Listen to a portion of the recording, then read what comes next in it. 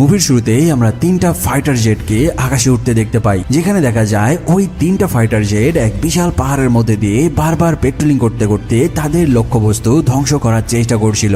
তারা ওই পাহাড়ের এরিয়ার মধ্যে ঢুকে পড়ার সাথে সাথে সেখানে সেট করে রাখা মিসাইল রাডার অ্যাক্টিভ হয়ে যায়, আর সেই রাডার টার্গেট লক করে নিয়ে ওই রাডার থেকে প্লেনের দিকে মিসাইল লঞ্চ করে দেয়। ওই তিন পাইলট পড়ে যায় ওই রাডারে থাকা মিসাইলের টার্গেটে। এভাবে তারা এক ভয়ঙ্কর ডগ ফাইট করতে করতে অবশেষে একজন পাইলট ওই দুইটা মিসাইলকে পাহাড়ের সাথে ধাক্কা লাগিয়ে ধ্বংস করতে সক্ষম হয়, আর এই যাত্রায় সে নিজেকে বাঁচিয়ে নেয়। এরপর সে তার প্লেন থেকে ভয়ঙ্কর দুইটা মিসাইল লঞ্চ করে দেয় সেখানে থাকা একটি রাডার ট্রাককে টার্গেট করে, আর তারপর সেই ট্রাককে একদম ধ্বংস করে দেয়। ঠিক ওই সময়ে অন্য দিক থেকে আরেক ফাইটার জেট এসে ওই জায়গায় থাকা রাডার মিসাইলকে টার্গেট করে তার প্লেন থেকে ফায়ার করে বসে। এক মিসাইলের ফায়ারে ওই পুরো মিসাইল লঞ্চার রাডারকে উড়িয়ে দেয়। এরপর 3 নম্বর পাইলট সেখানে দাঁড়িয়ে থাকা তিনটি এক্সক্লুসিভ ভর্তি ট্রাকের উপরে মিসাইল লঞ্চ করে দেয়, আর সেই ট্রাকগুলোকে সেখানেই ধ্বংস করে দেয়। কিন্তু হঠাৎ ওই জায়গাতে আরেকজন পাইলট একটি মেশিন গানের কবলে পড়ে যায়, আর সেই মেশিন গান থেকে তাদের দিকে নন স্টপ ফায়ারিং শুরু হয়। তবে এবার ওই ফাইটার পাইলট একদম উপরের দিকে উঠে যায়, তারপর তার টার্গেট লক করে ওই পাহাড়ে থাকা মেশিন গানের দিকে ফায়ার করে বসে। তবে সে ওই মেশিন গানের দিকে মিসাইল লঞ্চ না করে এবার ওই মিসাইল মেরে দেয় পাহাড়ের একটি গুহার মধ্যে। ওই মিসাইল পাহাড়ের মধ্যে ঢুকে যায়, আর সেখানে ভয়ঙ্কর এক ব্লাস্টে পুরো পাহাড় সহ ওই পাহাড়ে থাকা ওই মেশিন গানার সহ ওই জায়গাতেই সকলেই বিধ্বস্ত হয়ে পড়ে। আর এভাবেই তারা 3 পাইলট মিলে এই মিশন কমপ্লিট করে আবারও তাদের বেজের দিকে রওনা দেয়। মুভির সিন শিফট হলে আমরা আমেরিকার একটি সামরিক বেজ দেখতে পাই, আর সেই বেজের মধ্যে আমরা 3 জন ফাইটার পাইলটকে দেখতে পাই। মূলত এই 3 ফাইটার পাইলট কিছুক্ষণ আগে এই মিশন পরিচালনা করছিল। এখানে তোমাদেরকে এই 3 ফাইটার পাইলটের সাথে পরিচয় করিয়ে দেয়। প্রথম পাইলটের নাম হচ্ছে লেফটেন্যান্ট বেন গ্যানন, দ্বিতীয় পাইলটের নাম হচ্ছে লেফটেন্যান্ট হেনরি পার্ডেল, আর 3 নম্বর এই সুন্দরী পাইলটের নাম হচ্ছে লেফটেন্যান্ট কারা ওয়াইট। কিছুক্ষণ আগে তোমরা এই 3 ফাইটার পাইলটের যে মিশনের কাহিনী দেখলে,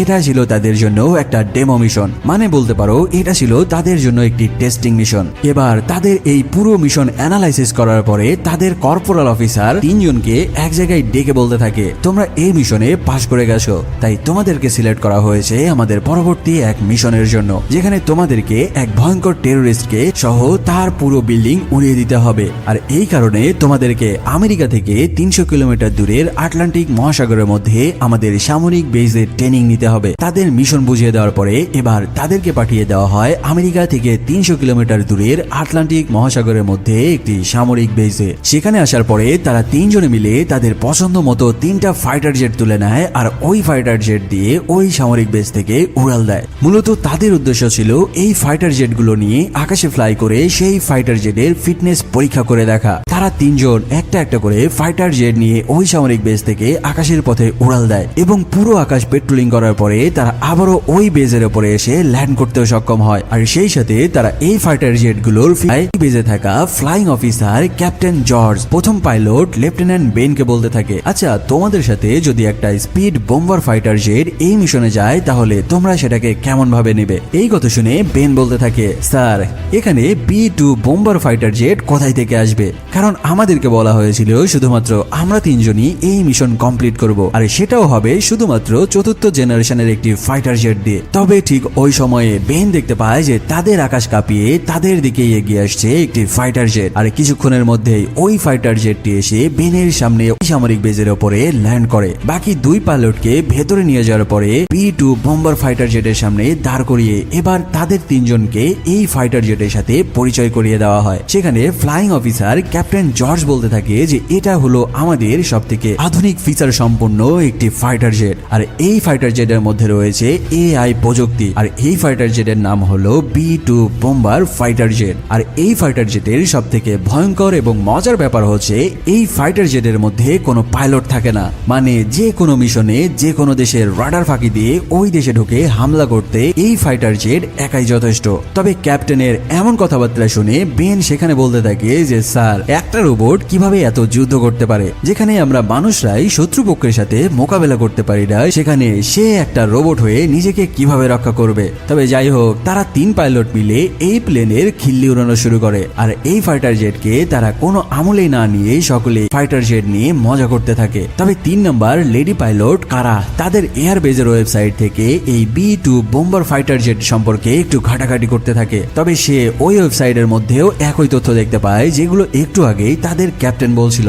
যাই হোক, পরের দিন সকালবেলা তারা 3 জন ফাইটার পাইলট তাদের পছন্দ মতো 4th জেনারেশনের একটি করে ফাইটার জেট নিয়ে রেডি হয় ওই B2 বোম্বার ফাইটার জেটের সাথে ডগ ফাইট করার জন্য। আর এখানে ফ্লাইং অফিসার জর্জ তাদের বলতে থাকে, যদি তোমরা এই B2 বোম্বার ফাইটার জেটকে হারাতে পারো তবেই মেনে নেব যে তোমরা এই মিশনের জন্য পারফেক্ট। সেই সাথে এই মিশন থেকে এই B2 বোম্বার জেটকে বাদ দিয়ে দেওয়া হবে। ফ্লাইং অফিসারের এমন কথাবার্তা শুনে ওই 3 জন পাইলট বলতে থাকে, আর এমন কি একটা রোবটকে হারিয়ে দেওয়া তাদের কাছে কোনো ব্যাপারই না, কারণ B2 bomber fighter jet AI প্রযুক্তি দ্বারা চালিত একটি ফাইটার জেট, আর তার সিদ্ধান্ত নেওয়ার সিস্টেমেটিক অর্ডার লিমিটেড। কিন্তু আমরা হলাম মানুষ, আর আমাদের যেটা ইচ্ছা হয় আমরা সেটাই করতে পারি। তারা ওই ফাইটার জেটকে আর কোনো মূল্যায়ন না করে এবার ওই ফাইটার জেটের সাথে ডগ ফাইট করার জন্য রানওয়েতে এসে নামে। একে একে তারা 3 জন তাদের ফাইটার জেট নিয়ে উড়ে যায় তাদের বেস থেকে। আর একদম লাস্টে ওই B2 bomber fighter jet runway থেকে উড়ে যায়। এভাবে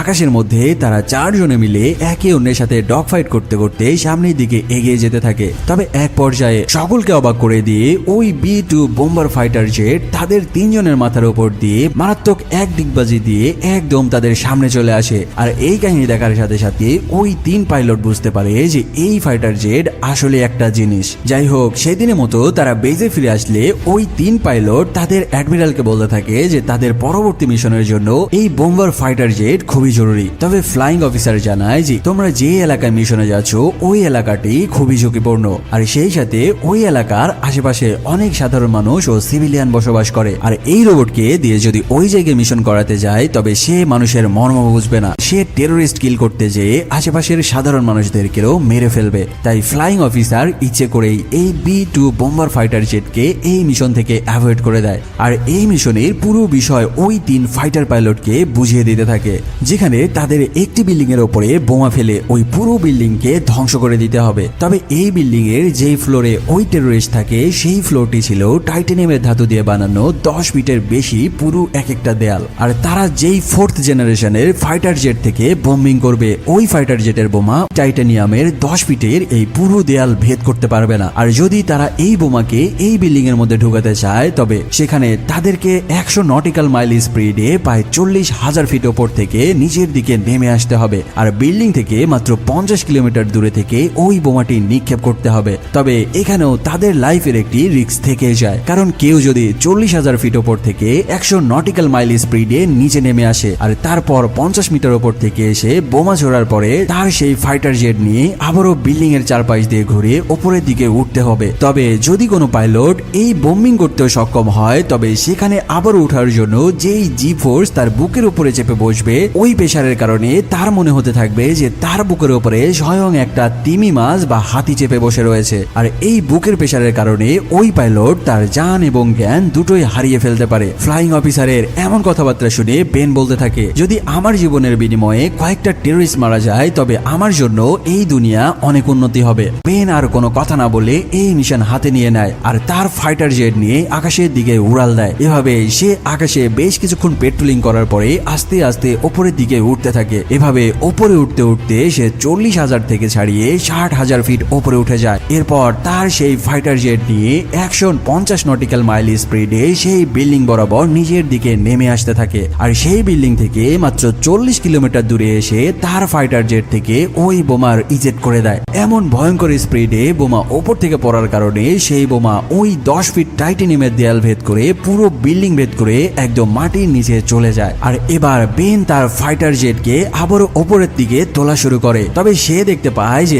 তার সামনে রয়েছে বড় বড় সব বিল্ডিং, তাই সে বুদ্ধি কাটিয়ে তার ফাইটার জেটকে ওই বিল্ডিং এর মধ্যে দিয়ে ঢুকিয়ে দেয় আর রাস্তা দিয়ে সেই বিল্ডিং এর মধ্যে দিয়ে উপরের দিকে আস্তে আস্তে প্লেন তুলতে থাকে, যেন জি ফোর্স একটু কমে যাওয়ার কারণে তার বুকে প্রেসার কম পড়ে। আর এভাবেই সে এক ভয়ঙ্কর এবং শ্বাসরুদ্ধকর মিশন কমপ্লিট করার পরে তার ফাইটার জেট একদম আবারও আকাশের সীমানায় তুলে ফেলতে সক্ষম সক্ষম হয়। আর এদিকে দেখা যায় তার ফেলা বোমাটি একদম মাটির নিচে পড়ে যাওয়ার পরে হঠাৎই সেখানে এক ভয়ঙ্কর বিস্ফোরণ ঘটে। আর একদম নিচে থেকে বিস্ফোরণ ঘটার কারণে পুরো বিল্ডিং ভেঙে মাটির নিচে ঢুকে যেতে থাকে। সেই সাথে এই বিস্ফোরণের কারণে পুরো বিল্ডিং এর থাকা সকল টেরোরিস্ট এই বোমার আঘাতেই মারা পড়ে। যাই হোক, এই মিশন সাকসেসফুলি কমপ্লিট করার পরে তারা আবারও তাদের বেজে এসে ল্যান্ড করে। আর সকলেই এই মিশন কমপ্লিট করার জন্য তাদেরকে বাহবা দিতে থাকে। একদিন বেন ইচ্ছে করে ওই B-2 বোম্বার ফাইটার পাইলটকে অ্যাক্টিভেট করে দেয় আর তাকে নিয়ে আকাশে উড়াল দেয়। তবে তারা যখন সারা দিন ডগ ফাইট শেষ করে তাদের বেজে ফিরে আসছিল,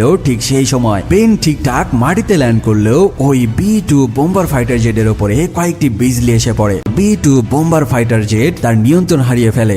তবে সে অনেক কষ্টে ওই বেজে এসে ল্যান্ড করতে সক্ষম হয়। পরের দিন যখন B-2 বোম্বার ফাইটার জেটের চিফ ইঞ্জিনিয়ার এসে তাকে পরীক্ষা নিরীক্ষা করছিল, তখন তারা জানতে পারে যে এই বিজলি পড়ার কারণে এই ফাইটার জেটের মাদার চিপের সমস্যা হয়েছে। মানে বলতে পারো, যদি ওই ফাইটার জেটকে আমরা মানুষের সাথে তুলনা করি তবে তার ব্রেনের নিউরন নষ্ট হয়ে গেছে, যার কারণে এই ফাইটার জেট পরবর্তী আর কোনো যুদ্ধে অংশ নিতে পারবে না। কারণ এই ফাইটার জেটকে যতই কমান্ড দেওয়া হোক সে ওই কমান্ড ফলো করতে পারবে না। তাদের কথা বলার মাঝখানে হঠাৎ দেখা যায় ওই ফাইটার জেটদের মাদার সার্কিটে লাইট জ্বলে উঠেছে। আর এটা দেখে ইঞ্জিনিয়ার বুঝতে পারে যে এবার তাকে ঠিক করা যাবে। যাই হোক, অনেক কষ্টে তারা ওই বোম্বার ফাইটার জেটটিকে আবারও ঠিকঠাক করে ফেলে। আর এবার নতুন মিশনের জন্য তাকে প্রস্তুত করতে থাকে। এর বেশ কিছুদিন পরে ফ্লাইং অফিসার ক্যাপ্টেন জর্জ তাদের 3 ফাইটার পাইলটকে ডেকে এক জায়গায় করে আর তাদের একটি নতুন মিশন বুঝিয়ে দেয়। আর এখানে তাদের এই মিশনে যেতে হবে তাজিকিস্তানে। সেখানে তাদেরকে জানানো হয় যে তাজিকিস্তানের ভয়ঙ্কর টেরোরিস্টরা তাদের মিসাইল লঞ্চার রেডি করেছে আমেরিকার উপরে আক্রমণ করার জন্য। তাদের সাথে এবার এই মিশনে যাবে B-2 বোম্বার ফাইটার জেট। তবে বেন তার ফ্লাইং অফিসারকে বলতে থাকে যে স্যার, এই B-2 বোম্বার ফাইটার জেটকে আমার কোনোভাবে বিশ্বাস হয় না, কারণ সে যে কোনো সময় নষ্ট হয়ে যেতে পারে। আর যদি তার কমান্ড এলোমেলো হয়ে যায় তবে বুঝতেই পারছেন সে এক ভয়ঙ্কর লঙ্কাকাণ্ড ঘটিয়ে বসবে। কারণ কিছুদিন আগে তার মাথায় বিজলি পড়ার কারণে তার কমান্ড সিস্টেম নষ্ট হয়ে গেছিল। এভাবে যদি যুদ্ধে যাওয়ার পরে কোনোভাবে দুর্ঘটনার কবলে পড়ে তার কমান্ড উল্টাপাল্টা হয়ে যায় তবে সে খুবই ভয়ঙ্কর কর্মকাণ্ড করবে। তবে ফ্লাইং কমান্ডার তাকে আশ্বস্ত করে যে সে কোনোভাবেই তাদের ক্ষতি করবে না, কারণ তার পুরো কন্ট্রোল থাকবে আমাদের বেজের সৈনিকদের হাতে। মিশন বুঝে নেওয়ার পরে পরের দিন তারা তিনজনে একে একে সামরিক বেস থেকে আকাশের পথে উড়াল দেয় তাজিকিস্তানের উদ্দেশ্যে। সবার শেষে B-2 ফাইটার জেট পানির নিচ থেকে উঠে আসে আর সেও ওই বেস থেকে ফাইটার জেট গুলোকে দেখে দেখে তাদের দিকে যাওয়া শুরু করে। তারা যখন ফ্লাই করে তাজিকিস্তানের আকাশে পেট্রোলিং করছিল, ঠিক ওই সময়ে বেন নিজে দেখতে পায় যে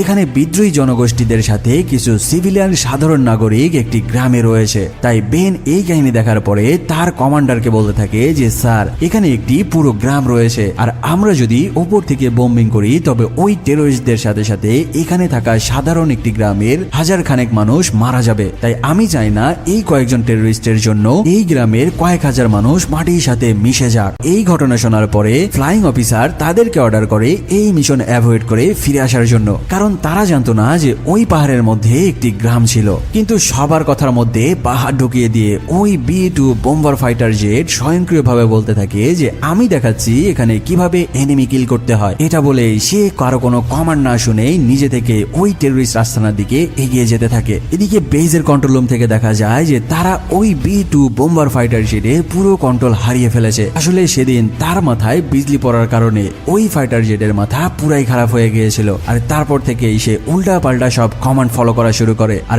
এটা সম্ভব হয়েছিল তার স্টেলথ মোড অ্যাক্টিভ হয়ে যাওয়ার কারণে। যখন সে তার স্টেলথ মোড অ্যাক্টিভ করে দিত তখন তার সাথে বেজের সকল রকম যোগাযোগ বিচ্ছিন্ন হয়ে পড়তো। আর এই সুযোগেই সে তার যেটাই মনে আসতো ওই কাজই করতে পারতো। সে তাদের কোনো কমান্ড ফলো না করে ওই টেরোরিস্টদের উপরে মুহুর্মুহু বম্বিং করে বসে। আর এই তাণ্ডবে সেখানে টেরোরিস্টরা তাদের কাউন্টার অ্যাটাক করার কোনো সুযোগই পায়নি। B-2 ফাইটার জেটের এই বম্বিং এ পুরো এরিয়াতে থাকা সকল টেরোরিস্ট তাদের আস্তানার সাথে মাটির সাথে মিশে যেতে থাকে। তবে এখানে বেন ওপর থেকে দেখতে পায় যে এই B-2 বোম্বার ফাইটার জেটের বম্বিং এর কারণে সেখানে বিশাল এক পাহাড়ের ধস নেমে এসেছে। আর এই পাহাড় ধসে ওই পাহাড়ের নিচে গ্রামের উপরে আশ্রে পড়তে থাকে। পুরো পাহাড়ের চাপা খেয়ে ওই পুরো গ্রাম পাহাড়ের নিচে তলিয়ে যায়। এই কাজ করে তারা তিনজন যখন ফিরে আসছিল, বেন B-2 বোম্বার ফাইটার জেটকে বলতে থাকে তুমি রোবট হয়েছে বলে নিজের যেটা ইচ্ছা সেটা করতে পারো না, তোমার কারণে আজকে কয়েক হাজার নিরীহ মানুষ মারা গেল। তবে এবার ওই ফাইটার জেট আর কোনো উত্তর না দিয়ে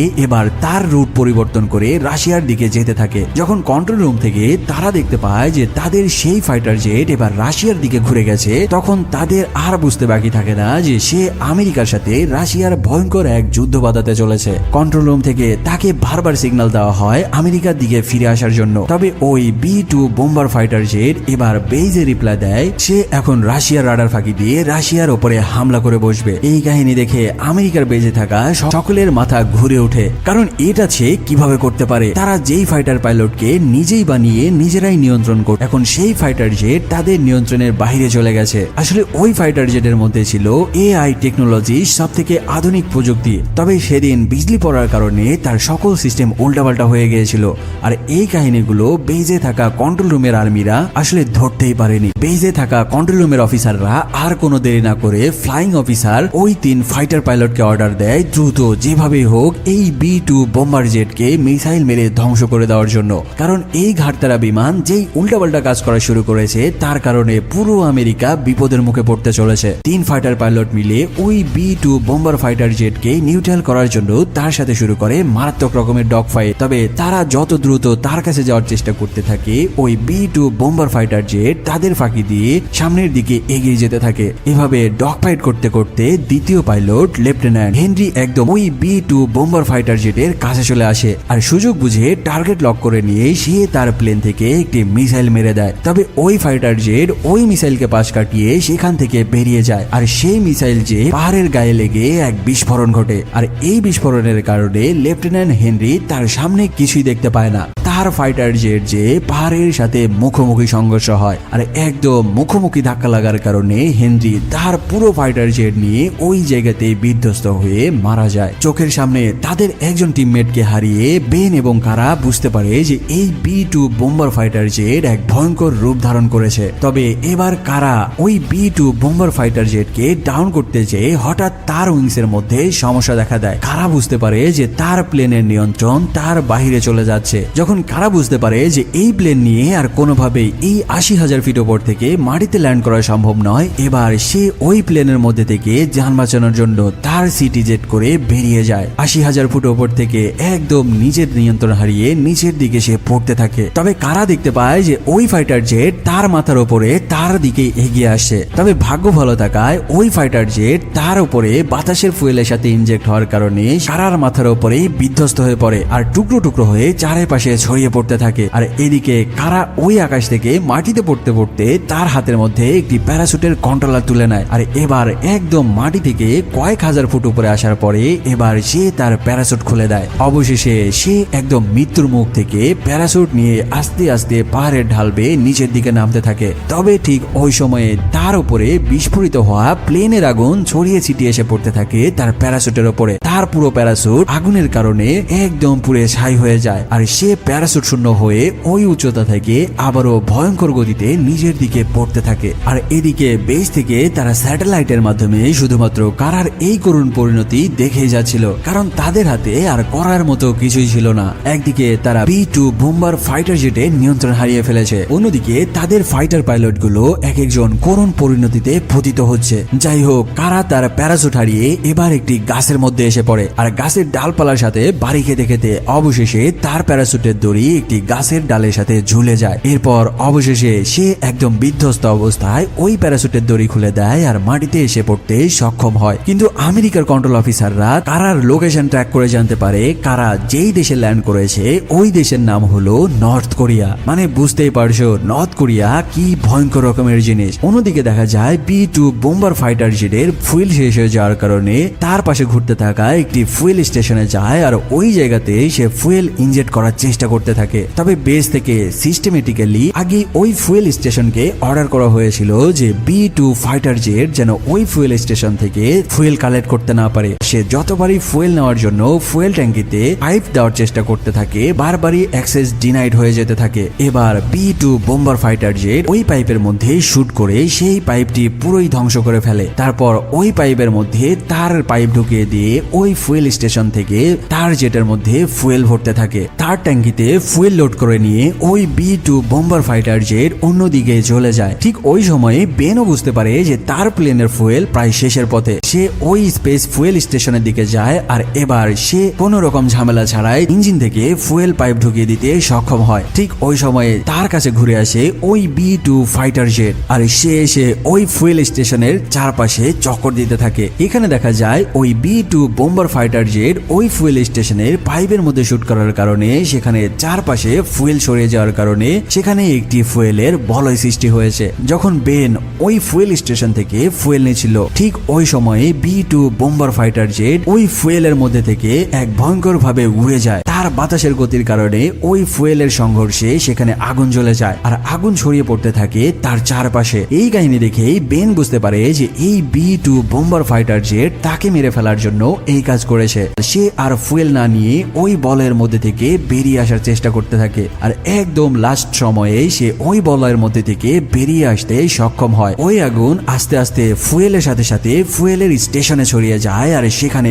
ভয়ঙ্কর এক রকমের ব্লাস্ট হয়ে পুরো ফুয়েল স্টেশন উড়ে যায়। অন্যদিকে কারা এসে পড়ে নর্থ কোরিয়ার উপরে। সে মাটিতে নামার পরে আগে নালার মধ্যে নেমে পেট ভরে পানি খেয়ে নেয়। তারপর আশেপাশে দেখতে পায় যে ওই দেশের নাগরিকরা তার দিকে এগিয়ে আসে। ফলে সে ওই জায়গা থেকে লুকিয়ে একটি পাহাড়ের আড়ালে আশ্রয় নেয়। তবে হঠাৎ সে দেখতে পায় যে তার সামনে দাঁড়িয়ে রয়েছে একটি ছোট্ট মেয়ে। তবে ওই বাচ্চাটিকে সে বোঝানোর আগেই সেই বাচ্চাটি চেঁচামেচি শুরু করে দেয়। ফলে যান বাঁচাতে কারা ওই জায়গা থেকে আবারও পালানো শুরু করে। কিছুক্ষণ মধ্যেই কিম জং উনের সকল সেনাবাহিনী হেলিকপ্টার নিয়ে ওই গ্রামে এসে নামে আর তারপর তারা ভিনদেশী এই পাইলটকে খুঁজতে থাকে। সেখানে একজন সৈনিক কারার ফাইটার পাইলটের পোশাক দেখে বুঝতে পারে যে একজন আমেরিকান ফাইটার পাইলট তাদের দেশে ল্যান্ড করেছে এবং তারা ভাবতে থাকে যে এই পাইলট হয়তো তাদের দেশের গোপনে গুপ্তচর হিসেবে তথ্য চুরি করতে এসেছে। আর্মিগুলো কারাকে খুঁজতে খুঁজতে অবশেষে তার লোকেশন পেয়ে যায়। প্রায় 3 থেকে 4 কিলোমিটার দূরে পাহাড়ের ওপর থেকে তাদের স্নাইপার দিয়ে কারাকে টার্গেট করে শুট করে। তবে এই গুলি এসে কারার বুকে না লেগে হাতের মধ্যে ঢুকে যায় আর কারা ওই জায়গাতে মাটিতে লুটিয়ে পড়ে। এইদিকে দেখা যায় বেন ওই জায়গা থেকে পালিয়ে আবারও B-2 বোম্বার ফাইটার জেটের সাথে ডগ ফাইট শুরু করে দিয়েছে। সে ওই ফাইটার জেটকে কমান্ড করতে থাকে আর তাকে বলতে থাকে তুমি যেটা করছো সেটা নিজের দেশের সাথে অন্যায় করছো আর তার কারণে আমরাই খুব ভয়ঙ্কর ভাবে বিপদে পড়ে যাব। সকল রকম চেষ্টা করেও যখন বেন বুঝতে পারে যে সে ওই ফাইটার জেটকে কোনোভাবেই থামাতে পারবে না, সেই সাথে এই ফাইটার জেটের সাথে যদি লড়তে যায় তবে তার জানেরও ঝুঁকি রয়েছে। এবার বেন তাকে ইমোশনালি ব্ল্যাকমেইল করে কমান্ড দিতে থাকে। যদিও বেন বুঝতে পারে যে এআই বা রোবটের কাছে ইমোশনের কোনোই দাম নাই, কিন্তু সে তার শেষ চেষ্টা হিসাবে তাকে বলতে থাকে দেখো তোমার কারণে আমি আমার এক বন্ধুকে হারিয়েছি আর আরেকজন টিমমেট 70 দেশে ভূপাতিত হয়েছে। প্লিজ তুমি এমন কোনো কাজ করো না যার কারণে আমাদের পুরো দেশ হুমকির মুখে পড়ে যায়। এই কথা শোনার পরে ওই B-2 ফাইটার জেট থেকে রিপ্লাই আসে আমার যেটা ইচ্ছা হবে আমি সেটা করব, যদি তোদের ক্ষমতা থাকে তবে আমাকে আটকে দেখা। এটা বলে সে তার স্পিড বাড়িয়ে দিয়ে রাশিয়ার দিকে এগিয়ে যেতে থাকে। এদিকে বেস থেকে দেখতে পায় যে এই বোম্বার ফাইটার জেট এবং বেন রয়েছে বর্তমানে আলাস্কার ওপরে। কিছুক্ষণের মধ্যেই ওই B-2 বোম্বার ফাইটার জেট রাশিয়ার রাডার ফাঁকি দিয়ে ঢুকে পড়বে আর রাশিয়ার ওপরে ধ্বংসলীলা চালাবে। তবে তাদের হাতে আর কিছুই করার নাই। সকল রকম নিয়ন্ত্রণ ছেড়ে দিয়ে তারা এই কাহিনীগুলো নিজেদের চোখের সামনেই দেখতে থাকে। তবে বেন এবার তার জানের মায়াল ছেড়ে দিয়ে ওই ফাইটার জেটকে ডাউন করার জন্য বরফের পাহাড়ের মধ্যে দিয়ে তার সাথে ডগ ফাইট করতে শুরু করে দেয়। আর এভাবে ডগ ফাইট করতে করতে বেনের প্লেনের পাখা এসে ধাক্কা খায় একটি পাহাড়ের সাথে। ঠিক ওই সময়ে বেন দেখতে পায় যে ওই B-2 বোম্বার ফাইটার জেটটি রাশিয়ার দিকে না যেয়ে আলাস্কার থাকা একটি সামরিক বেজের দিকে ল্যান্ড করতে যাচ্ছে। এটা দেখার পরে প্রথমে সে একটু স্বস্তি পেলেও তার বিপদ চলে আসে যখন তার প্লেন পাহাড়ের সাথে ধাক্কা খাওয়ার কারণে তার পুরো প্লেন নিয়ন্ত্রণের বাইরে চলে যায়। সে আলাস্কার ওই সামরিক বেজে ল্যান্ড করার সিদ্ধান্ত নেয় আর অবশেষে একদম বিধ্বস্ত অবস্থায় আলাস্কার সামরিক বেজের রানওয়েতে ল্যান্ড করতে সক্ষম হয়। তবে এখানে এই ল্যান্ডিং করার সময় বেনের পুরো প্লেন একদম ভেঙে চুরে ধ্বংস হয়ে যায়। আর বেন ল্যান্ড করার সাথে সাথে আলাস্কার সামরিক বেজে থাকা সেনা সদস্যরা চলে আসে বেনকে অ্যারেস্ট করার জন্য। বেনকে অ্যারেস্ট করার পরে সেখানে তাকে একটি রুমের মধ্যে নিয়ে যাওয়া হয় আর তাকে একজন ডক্টর একটি ইনজেকশন পুশ করার জন্য প্রিপারেশন নিতে থাকে। আসলে এই ইনজেকশন যদি বেনের বডির মধ্যে পুশ করে দেওয়া হয় তবে বেন তার নিজের মস্তিষ্কের কন্ট্রোল হারিয়ে ফেলবে। তাকে যেটাই জিজ্ঞেস করা হবে সেটাই সে সত্যি সত্যি তাদেরকে বলে দিবে। তবে ইনজেকশন পুশ করার আগেই বেন ওই ইনজেকশন ঘুরিয়ে সেই ডাক্তারের শরীরেই পুশ করে দেয় আর ওই জায়গা থেকে বেরিয়ে এসে একটি গান তুলে নিয়ে আস্তে আস্তে সামনে এগিয়ে যেতে থাকে। বেন সেখান থেকে বের হতে ওই B-2 বোম্বার ফাইটার জেটকে তার সামনে দাঁড়িয়ে থাকতে দেখে। সেখানে যেতেই বেন দেখতে পায় যে আলাস্কার কয়েকজন সামরিক কর্মকর্তা তাদের ওই ফাইটার জেটের সিস্টেমেটিক মাদার চিপ খুলিয়ে সেটি পরীক্ষা নিরীক্ষা করার চেষ্টা করছে। হঠাৎই তার সামনে 4-5 জনকে দেখার সাথে সাথেই সে সকলকেই গান তাক করে তাদের হাতে থাকা গান নামাতে বলে। ফলে ওই সামরিক আর্মিগুলো আর কোনো উপায় না পেয়ে তাদের হাতে থাকা ছোট ছোট পিস্তলগুলো নামিয়ে মাটিতে রাখে। আর এই সুযোগেই সেখানে বেন সকলকে গুলি করে ওই B-2 বোম্বার ফাইটার জেটের মধ্যে উঠে বসে। আর এদিকে আলাস্কার সামরিক বেজে এমন আক্রমণের কারণে সেখানে বাইরে থাকা সকল আর্মিরা তাদের অস্ত্রের গোডাউনে চলে যায় আর অস্ত্র নিয়ে বেনের দিকে তেড়ে আসতে থাকে। ওই প্লেনের মধ্যে ওঠার পরে বেন এবার ওই প্লেনকে কমান্ড করতে থাকে আর তাকে বলতে থাকে, দেখো তুমি আমার 2 বন্ধুকে মেরে ফেললো, আমি তোমাকে ঠিকই বাঁচিয়ে নিলাম। এই লোকগুলো তোমার মাদার জিপ ভুলে তোমাকে নষ্ট করে দিত। আসলে স্বার্থপরতার কোনো মানে হয় না, একজন আরেকজনের ওপর বিশ্বাসী হলো আসল শক্তি। বেনের এই কমান্ড শোনার সাথে সাথে ওই ফাইটার জেট তার AI টেকনোলজি দিয়ে আবারও রিপ্লাই দেয় আর বেনকে বলতে থাকে যে সে তাকে এখান থেকে বাঁচিয়ে নিয়ে যেয়ে তার এই উপকারের ঋণ শোধ করে দেবে। এদিকে ততক্ষণে সামরিক বেজে থাকা আরো লোকজন তাদের গান নিয়ে এসে ওই ফাইটার জেটের দিকে ফায়ার শুরু করতে থাকে। তবে এবার ওই B-2 ফাইটার জেট স্বয়ংক্রিয়ভাবে তার একটি মিসাইল অ্যাক্টিভ করে দেয় আর ওই মিসাইল দিয়ে তার সামনে থাকা একটি বিশাল দেয়াল সহ ওই সামরিক আর্মিদেরকে একদম উড়িয়ে দেয়। তারপর বেনকে সাথে করে নিয়ে সে ওই সামরিক বেস থেকে উড়াল দেয় আকাশের দিকে। আকাশে উড়ার পরে এবার ফাইনালি ওই B-2 বোম্বার ফাইটার জেট তার স্টেলথ মোড ডিঅ্যাক্টিভ করে দেয় আর সাথে সাথে আমেরিকান বেস থেকে তারা ওই প্লেনের সাথে যোগাযোগ করতে সক্ষম হয়। ফলে আমেরিকার বেস থেকে ফ্লাইং কমান্ডার বেনকে জানিয়ে দেয় যে বর্তমানে কারা ল্যান্ড করেছে নর্থ কোরিয়াতে আর আমার বিশ্বাস সে এখনো বেঁচে রয়েছে। তাই তোমার কাছে অনুরোধ রইল তুমি ওই ফাইটার জেট নিয়ে নর্থ কোরিয়াতে চলে যাও আর তাদের রাডার ফাঁকি দিয়ে তাদের এরিয়ার মধ্যে ঢুকে যেয়ে কারাকে রেস্কিউ করে নিয়ে আসো। এই কমেন্ট শোনার সাথে সাথেই B-2 ফাইটার জেট নিজে থেকে তার রুট পরিবর্তন করে নিয়ে নর্থ কোরিয়ার দিকে উড়াল দেয়। এই কাহিনী দেখে বেন তো পুরাই অবাক হয়ে যায়। এভাবে সে আলাস্কা থেকে হাজার হাজার মাইল পাড়ি দিয়ে এক দেশ থেকে অন্য দেশের রাডার ফাঁকি দিয়ে নর্থ কোরিয়ার দিকে এগিয়ে যেতে থাকে। অন্যদিকে আমরা নর্থ কোরিয়াতে কারাকে দেখতে পাই যে এখনো সার্ভাইভ করে সেখানে বেঁচে ছিল। তবে সে যখন বর্ডারের দিকে যাচ্ছিল সে দেখতে পায় যে এখানে বহু সংখ্যক গার্ড ওই বর্ডারে পাহারা রয়েছে। সে একদম বর্ডারের কাছে যাওয়ার সাথে সাথেই একটি লাইটের মধ্যে পড়ে যায় আর সে ওই লাইট থেকে বাঁচার জন্য একটি পানির মধ্যে নেমে যায়। ওই গার্ডটি এবার লাইট ঘুরিয়ে যখন পানির কাছে নিতেই সে দেখতে পায় যে ওখানের পানি নড়াচড়া করছে। ওই গার্ড বুঝে যায় যে এখানে কেউ না কেউ অবশ্যই রয়েছে। সে সবাইকে অর্ডার করে ওই পানির দিকে ফায়ার করতে। তবে তারা যখন ওই পানির আশেপাশে ফায়ার করতে থাকে এবার ওখানে লুকিয়ে থাকা কারা তাদের সামনে পড়ে যায়। একে একে 20-25 জন নর্থ কোরিয়ার আর্মি এগিয়ে আসতে থাকে কারার দিকে। শুধু এইটাই নয়, তাদের সাথে ডগ স্কোয়াডের একটি টিম কারাকে ধরার জন্য এগিয়ে আসতে থাকে। মানে বুঝতেই পারছো নর্থ কোরিয়ার সিকিউরিটি বলে কথা। তারা যখন কারাকে এক প্রকার ধরেই ফেলবে ঠিক ওই সময়ে ওই B-2 ফাইটার জেট রাডার ফাঁকি দিয়ে ঢুকে পড়ে নর্থ কোরিয়ার মধ্যে আর সেখানে থাকা সকল আর্মিদের উপরে মুহুর্মুহু ফায়ারিং শুরু করে। আশেপাশে সকল ক্যাম্পগুলোতে বোম্বিং করে ধ্বংস করে দেওয়ার পরে এবার ওই B-2 bomber fighter jet finally মাটিতে ল্যান্ড করে আর বেনকে কমান্ড করে তার ভেতর থেকে নেমে যে কারাকে ওখান থেকে তুলে তার ফাইটার জেটের মধ্যে তুলে নেওয়ার জন্য। ওই প্লেন মাটিতে ল্যান্ড করার সাথে সাথেই বেন ওই প্লেন থেকে বেরিয়ে কারার দিকে দৌড়ে আসতে থাকে। তবে ঠিক ওই সময়ে তাদের দুজনের চারপাশ থেকে আরো আর্মি এসে ভরে যায় আর তাদেরকে ঘিরে নিতে থাকে। এই সাথে তাদের দুজনের উপরে শুরু হয় কঠিন হামলা। বেন কারাকে তুলে নিয়ে ওই জায়গা থেকে এই গুলির মধ্যেই পালানোর চেষ্টা করছিল। এবার সেখানে নর্থ কোরিয়ার একটি সামরিক হেলিকপ্টার চলে আসে আর ওই হেলিকপ্টারের একটি মেশিন গান তাক করে ধরে কারা এবং বেনের দিকে। এবার এই কাহিনী দেখার সাথে সাথে ওই B-2 বোম্বার ফাইটার জেট স্বয়ংক্রিয়ভাবে স্টার্ট হয়ে যায় আর এবার সে ওই জায়গা থেকে উঠে তার নিচে থাকা একটি মেশিন গান অ্যাক্টিভ করে দেয় আর সেই মেশিন গান দিয়ে ওই নর্থ কোরিয়ার সামরিক হেলিকপ্টারের দিকে ফায়ার শুরু করে দেয়। আর এই সুযোগে বেন এবং কারা আস্তে আস্তে পালিয়ে যেতে থাকে। এদিকে ওই B-2 বোম্বার ফাইটার জেট ওই হেলিকপ্টারকে ফায়ার করতে করতে দ্রুত গতিতে তার দিকে এগিয়ে আসতে থাকে আর এবার সে তার যান বিসর্জন দিয়ে ওই হেলিকপ্টারের সাথেই ধাক্কা লাগে। ওই B-2 বোম্বার ফাইটার জেটের আঘাতে ওই হেলিকপ্টার সেখানেই বিধ্বস্ত হয়ে যায় আর ওই হেলিকপ্টারের সাথে সাথে এই দুর্ঘটনায় B-2 বোম্বার ফাইটার জেটও সেখানেই ধ্বংস হয়ে মাটিতে পড়ে যায়। আর অবশেষে ওই B-2 বোম্বার ফাইটার জেট তার নিজের ভুল বুঝতে পেরে নিজের জান দিয়ে বেন এবং কারাকে বাঁচানোর চেষ্টা করেছে। ঠিক ওই সময়ে নর্থ কোরিয়ার আকাশে দেখা যায় কয়েকটা আমেরিকার ফাইটার জেট ঢুকে পড়েছে আর একদম শেষ সময়ে ওই ফাইটার জেটগুলো কারা এবং বেনকে রেস্কিউ করে তাদের দেশ আমেরিকাতে ফিরিয়ে আনতে সক্ষম হয়। মুভির একদম লাস্টে আমরা আমেরিকার ওই সামরিক বেস দেখতে পাই, যেখানে দেখা যায় তাদের সেই পাইলট লেফটেন্যান্ট হেনরি মারা যাওয়ার কারণে তাদের সকল সামরিক কর্মকর্তা হেনরিকে সম্মানের সাথে স্যালুট জানায়। আর এখানেই এই মুভিটির সমাপ্ত হয়। যারা এখনো সাবস্ক্রাইব করনি প্লিজ একটি সাবস্ক্রাইব করে দিও। দেখা হচ্ছে খুবই দ্রুত নতুন আরো এক মুভির এক্সপ্লেনেশন নিয়ে। সে পর্যন্ত ভালো থাকো, সুস্থ থাকো, ধন্যবাদ।